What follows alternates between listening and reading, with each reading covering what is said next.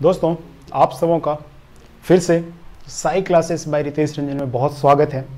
आइए हम geometric progression देख रहे थे पिछले क्लास में, उसी का कुछ क्वेश्चंस लेकर के आए हैं और उसका कैसे सॉल्व कर पाएंगे उस क्वेश्चंस को। बहुत अच्छे अच्छे क्वेश्चंस हैं और उसके हम लोग सॉल्यूशन देखते हैं। ठीक है, यदि आप हमारे चैनल्स में न्यू हैं तो आप चैनल को ज़रूर सब्सक्राइब करें, दोस्तों के साथ शेयर करें, लाइक करें और एक कमेंट अच्छा लगे तो आप ज़रूर कमेंट करें। ठीक है, आइए हम लोग देखते हैं पहला क्वेश्चन। आप यदि इस क्लास को देख रहे हैं तो इसके पिछले क्लास को आप जरूर देखें, तभी इस क्लास को आप अच्छे से समझ पाएंगे, क्योंकि इसके पिछले क्लास में सारे फॉर्मूले या फिर जो इसका डिस्कशन है ज्योमेट्रिक प्रोग्रेशन का वो मैंने किया है। इसमें सिर्फ हम लोग क्वेश्चंस को देखने वाले। ठीक है, तो हम लोग देखते हैं पहला क्वेश्चन क्या कहता है कि the 7th term of a GP is the 8th time the 4th term. ठीक है, what will be the first term, what will be the first term if the 5th term is 48। That means क्या कहता है आपका 7 term. 7 terms को हम लोग कैसे लिख पाएंगे कि a r⁴ is equal to 8 times the 4th term. 4th term क्या होता है a r⁴। ठीक है, एक पहला इक्वेशन दे रखा है। दूसरा कहता है 5th term, that means a r⁴ is equal to 48।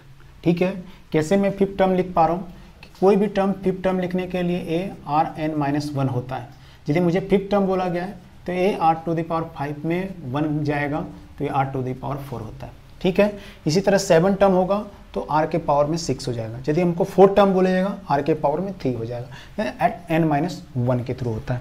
ठीक है, तो हम लोग इसका देखते हैं कि कैसे कर पाएंगे। हमारे पास दो इक्वेशन है और हमें बोला गया है कि find the first term, that means find हमको a करना है।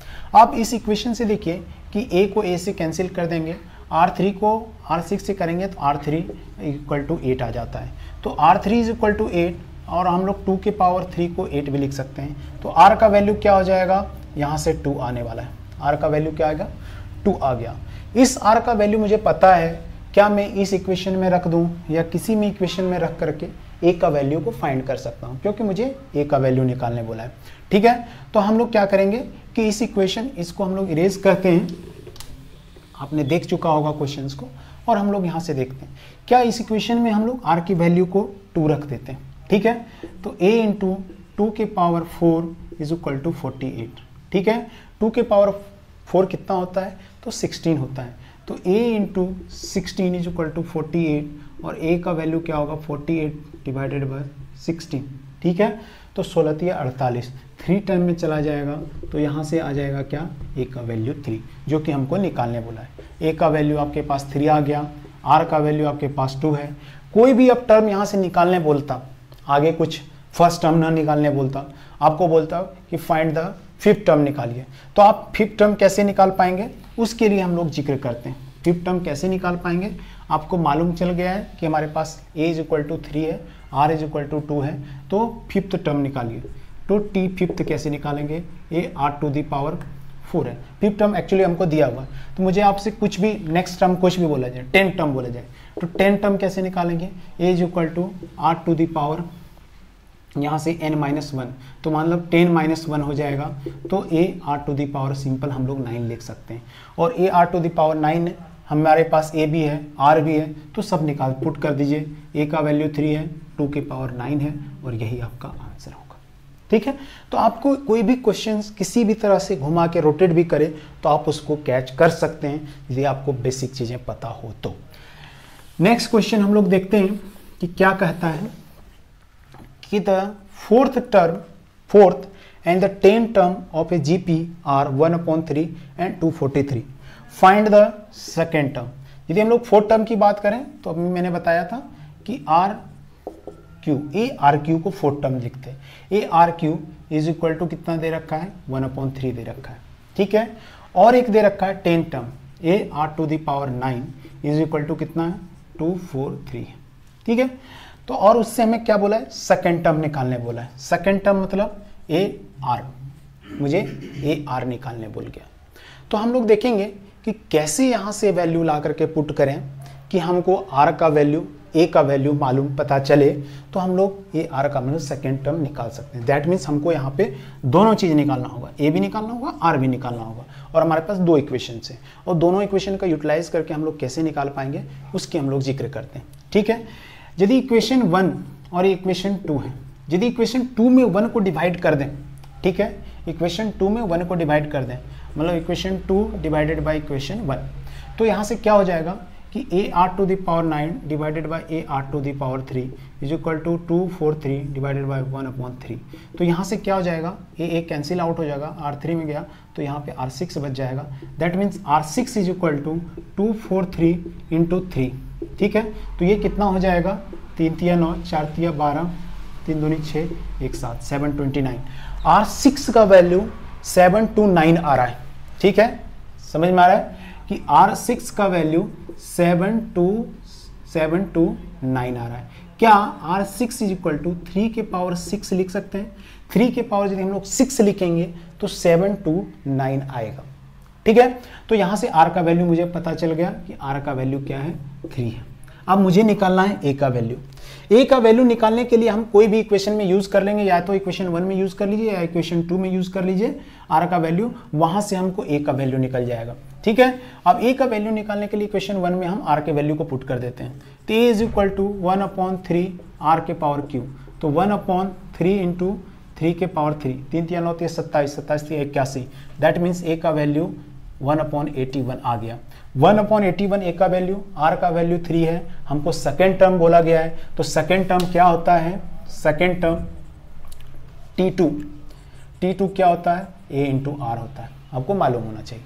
A इंटू R मतलब 1/81 इंटू 3, तो 1 कितना हो जाएगा, 27 हो जाएगा, ठीक है। तो ये आपका आंसर होगा, ठीक है।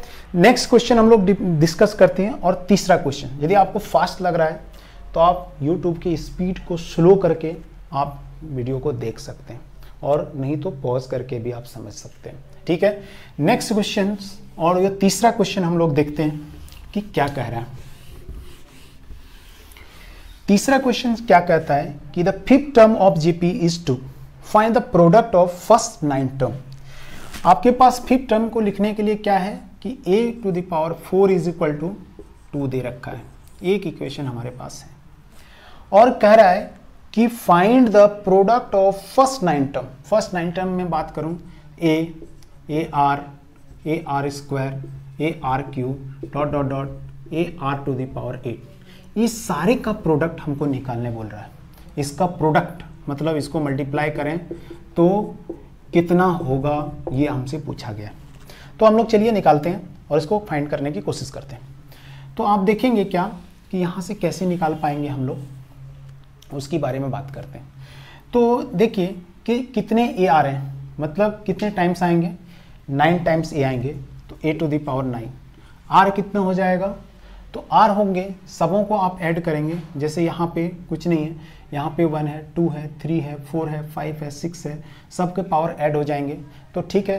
तो ये सबों के पावर क्या होंगे कि यदि हम लोग ऐड करें तो कितना तक जा रहा है, 1 2 3 4 5 डॉट डॉट डॉट डॉट कितना तक, 8 तक जाएगा।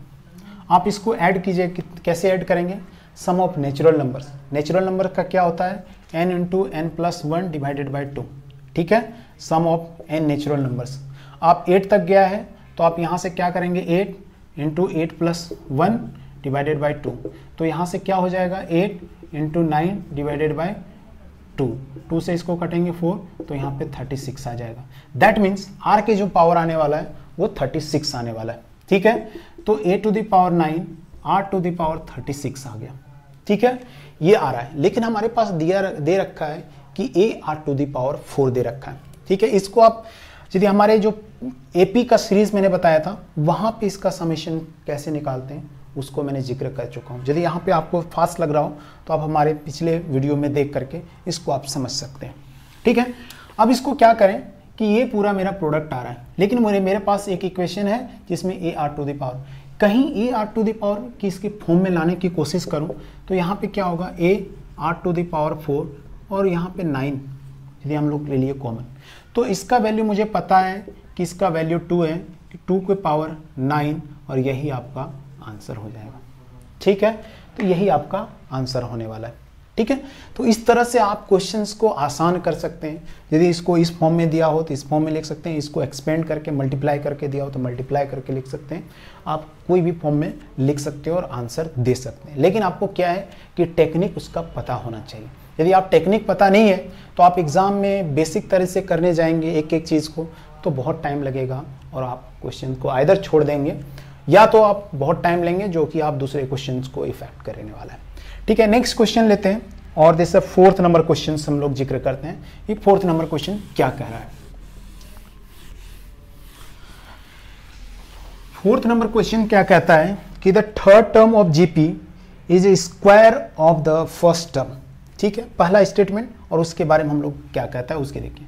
Third term A R square is equal to square of the first term. Square of the first term मतलब ए का स्क्वायर है। ठीक है, if the second term is 8 determine the six term. यदि हमारे पास second term that means A R is equal to कितना है 8 दे रखा है, ए आर इज इक्वल टू 8 दे रखा है, तो कहता है डिटरमाइन सिक्स टर्म। तो सिक्स टर्म क्या होगा, मतलब A are to the power 5 क्या होगा, इसको मुझे मालूम करना है। तो इसके लिए मुझे क्या चाहिए, ए भी यहाँ चाहिए, आर चाहिए, तो हमें सिक्स टर्म निकाल पाएंगे। ठीक है, तो हम लोग देखते हैं इसमें क्या क्या हो सकता है कि यहाँ से हम लोग ए और ए कैंसिल करें तो ए का वैल्यू क्या आ रहा है, आर स्क्वायर यहाँ से इक्वेशन से आ रहा है। ए का वैल्यू यहाँ पे मैं पुट कर दूँ इस इक्वेशन में, इक्वेशन 1 और इक्वेशन 2 में, यदि हम लोग ए का वैल्यू यहाँ पे पुट कर दूँ तो ए का value R square into R is equal to 8, that mean R Q is equal to 8, और आर का वैल्यू हम लोग लिख सकते हैं कि 2 की पावर क्यू, तो आर का वैल्यू 2 आ जा रहा है। ठीक है, आर का वैल्यू मुझे आपको मालूम है 2।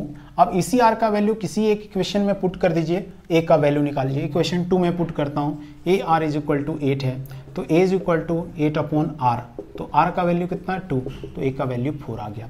दैट मीन्स ए का वैल्यू 4 है और आर का वैल्यू 2 है। दो चीज़ें मालूम है हमको, सिक्स टर्म निकालना गया है। Six term is equal to T6 is equal to a to the power 5 होता है, A R to the power 5। A का वैल्यू मुझे मालूम है 4 और 2 के पावर 5। ठीक है, 4 इंटू 32 दैट मीन्स 4 दूनी 8, 4 तिया 12, 128 आंसर निकाल पाएंगे। तो इस तरह से चीज़ें, आपको जो सेंटेंस दिया है उसको आपको कन्वर्ट करने का लॉजिक पता होना चाहिए। जो सेंटेंस है आपको उसको इस तरह से कन्वर्ट करने का पता होना चाहिए, और क्या पूछ रहा है उसके बारे में आपको आइडेंटिफाई करने की कोशिश करना चाहिए। तभी आप क्वेश्चंस को बड़ा आसानी से कर पाएंगे और टाइम को सेव कर पाएंगे। ठीक है, और क्वेश्चन इसी तरह के एपी जीपी एसपी में आते हैं। ठीक है, नेक्स्ट क्वेश्चन देखते हैं, और बड़ा ही आसान क्वेश्चन जो कि छोटे छोटे अक्सर पूछे जाते हैं। जैसे what is the value of x, what is the value of x, value of x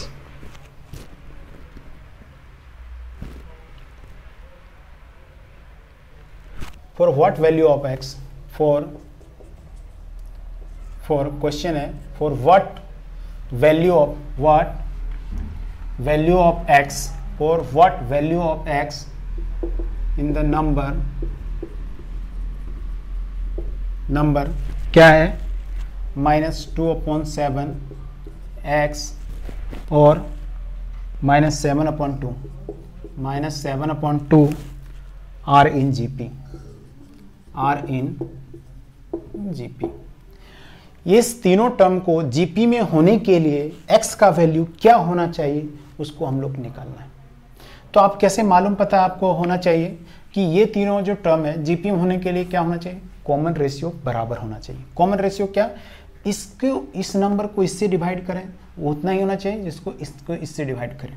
तो हम लोग डिवाइड करते हैं कि second term divided by first term 2/7 is equal to minus, मतलब third term upon two term, third term upon second term, दोनों equal होना चाहिए।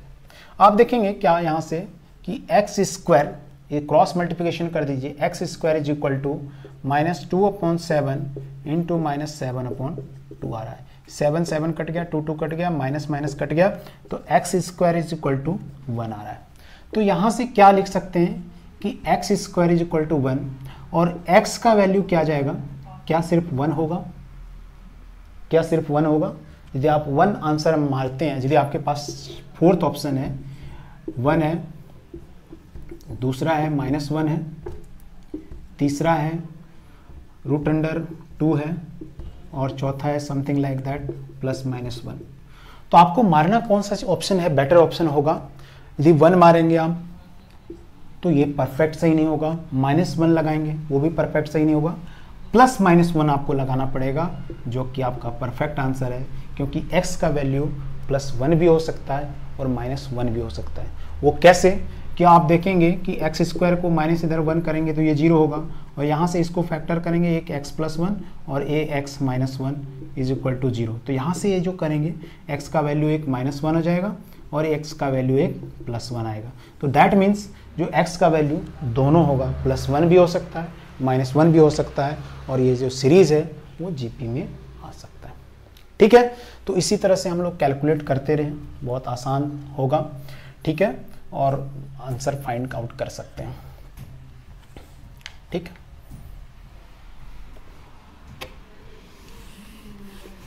नेक्स्ट क्वेश्चन एक और लेते हैं और बहुत ही अच्छा क्वेश्चन है। कहता है कि sum of third term to the ratio of sum of first 6 term, जो फर्स्ट 3 टर्म का सम है और जो फर्स्ट 6 टर्म का जो सम है वो दोनों का जो रेशियो है 125/152 है, 125/152 है।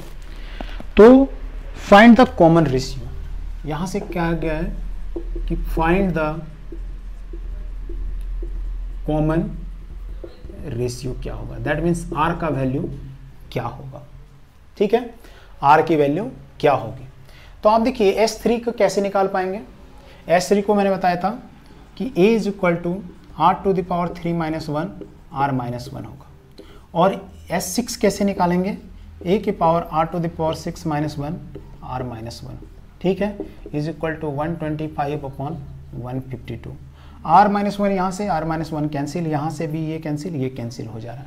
तो बचा क्या कि बचने का क्या रहा कि R⁻3 - 1 और R⁻6 - 1 इज इक्वल टू 125/152।